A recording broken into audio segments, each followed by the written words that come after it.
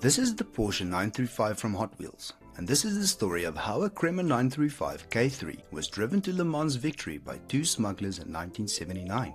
At the 1979 edition of the 24 Hours of Le Mans, Kremer Racing entered the Porsche Kremer 935 K3 to be driven by the legendary German Klaus Ludwig. His co-drivers were two American brothers, Don and Bill Whittington, who bought their seats for $20,000 each. The car was a Kremer-developed version of the Porsche 935-78, nicknamed Moby Dick, because it was endowed with a huge whale-tail spoiler and a slant nose. Kremer team manager Erwin Kremer suggested that Ludwig start the race, to which the brothers objected. Kremer joked that they could make the decision if they owned the car, to which Don and Bill asked, "How much?"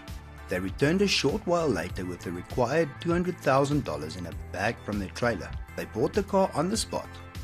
One of the brothers started the race, and they ended up winning the whole thing. But who were they? And how could these mysterious racers afford to fork out $40,000 for their seats and a further $200,000 to buy an LM spec car right there at the track? The Whittingtons were the sons of a racing driver and often competed in motorsport events themselves. Bill was especially ambitious, driving in 5 Indianapolis 500s, 2 NASCAR Winston Cup races, and 10 IMSA races.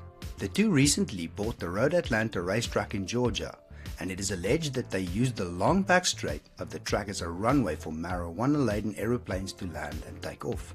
Aim high, hey? At the track, the brothers came up with a clever scheme to launder their new disposable income.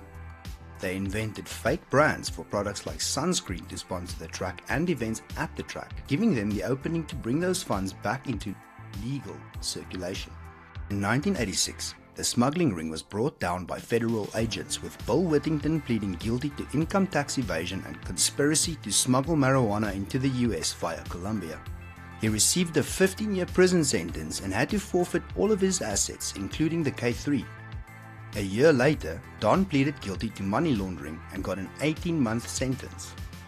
The late 1970s and early 1980s were full of stories like this, especially tied to IMSA. Thank you for watching Toy Car Time Machine. If you enjoyed this video, please leave a like and subscribe for more.